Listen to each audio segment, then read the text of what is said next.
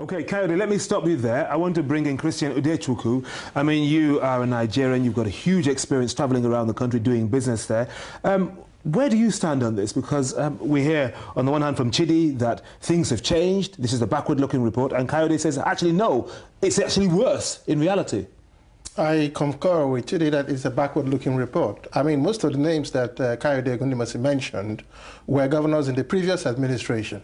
And since 2007, we've had a new administration in place. So I don't think the references he made refers to any new governor sitting or serving presently. I also believe very strongly that the report appears to target the UK specifically, because the UK is not the only country where banks do business with Nigeria. And I think also that it appears to me slightly disturbing, quite frankly, that the Nigerian government since 1999 has spent quite a lot of money traveling around the world promoting trade and investments into Nigeria. People like Coyote would obviously want infrastructure and so on to be built in Nigeria. These institutions are the institutions that finance them. Now, I think that where you have leaders who have failed their people through misappropriation of funds or stolen funds, the Nigerian government should develop the capacity institutionally, domestically, to deal with these individuals. Mm-hmm. You cannot hold foreigners accountable for the crimes that are committed by people within the domestic environment that are, should I say, under the law of the Federal Republic of Nigeria. So basically, we should focus on Nigerians and not on the Western banks. We'll come back to this. Don't try and blackmail anybody into... All right. Chidi, I know you're desperate to get in, and Coyote as well, but we want to broaden this out. The question is, to our viewers at home, how do you feel about corruption in Nigeria or any other African country? Is it more of an African or a Western problem? Or are we letting too many corrupt politicians off the hook? Let's have a look now at what you've been saying about some of our recent topics, text, email and Facebook messages coming up. First of all, by text from Lipang in the UK, we're talking about Somalia and Uganda in reference to one of the shows we did a couple of weeks ago. Lipang says, we know the real root causes of the Somali conflict. There are now different forces like Uganda pushing forward their agendas. Political solution is the only way forward in resolving the Somali crisis. Now to Ghana, where Part2 has texted us from, it's rather unfortunate the Somali situation is diverting attention from what is truly needed for rapid development on the continent. The money being used on peacekeeping in Somalia can be used to help eradicate poverty in some areas in Africa. To Nigeria now, and Brume, who says, America would have been concerned about Somalia if they'd had oil. South Africa should deal with their own war, i.e. fighting poverty and addressing the challenges facing ordinary people there. Now, by email, first of all, from Bali in Uganda, who says this, I think Uganda is doing today what is uncalled for. They should redraw their troops from Somalia and tackle their own domestic issues first. Now, by Facebook, in response to today's topic, from Kenny in Nigeria, who says it's high time we Nigerians revolutionize our democratic system because our government has proven to be incompetent to uproot corruption. And this once again shows that the Nigerian economic and political system is paralyzed with fraud and corruption. Oluwafemi, who I think we hope you're in Nigeria, we don't know, says, actually, this is what almost all the politicians do because they know for sure that the money they've embezzled can't be saved in any bank in Nigeria or any nearby banks. So what they do is go to foreign countries where they're supported by accepting a huge sum of money without any investigation.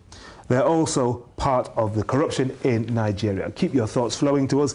Email africa@presstv.co.uk and text +44 7800 008086 and Facebook fan page Africa Today, Press TV London. Now, many African countries are trying to improve their image because there are now so many reports ranking them according to indicators like governance and corruption. The most famous of these is done by Transparency International, the latest report just out. But there are several others published by, among others, McKinsey and the Mo Ibrahim Foundation.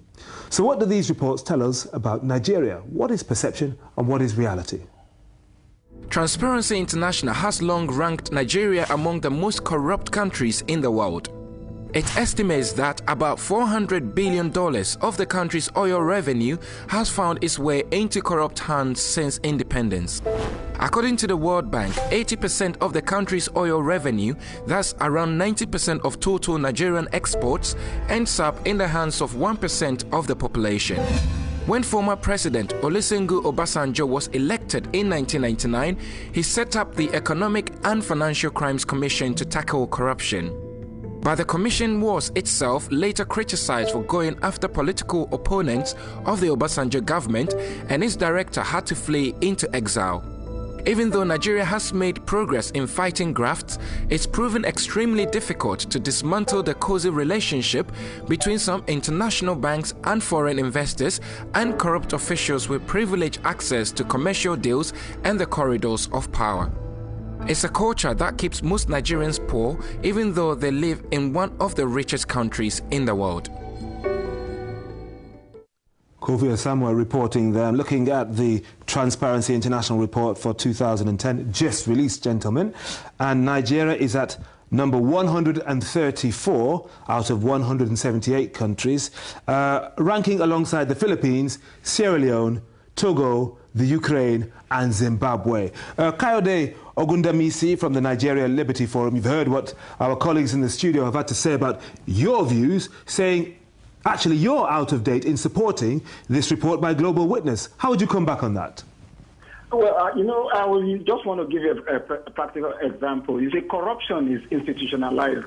And I don't want your viewers to get away with the impression that it's just got to do with Nigeria. Even within the British system. Let me give you a practical example. Last year, there was this case that was going on in a British court, in Suffolk Crown Court. And a British MP attempted to stop the case by writing to the Prime Minister. And the NLF and Nigerians in the UK, through a Freedom of Information action, demanded that we wanted a copy of the letter. You know, in fighting corruption, the British institution puts British interest first. Right. And one of the content of the letter was saying that, look, if you charge somebody like James Ibori to court, it's going to affect British interest in Nigeria. They're talking about British petroleum and whatsoever. So the political will to fight politically exposed persons who are corrupt and bringing money into the UK is not there on the part of the British government. Which is what basically allows this to happen. So you're blaming the British just as much as the Nigerian perpetrators back home on the continent. I'm just wondering, actually, let me go to you, Chidi.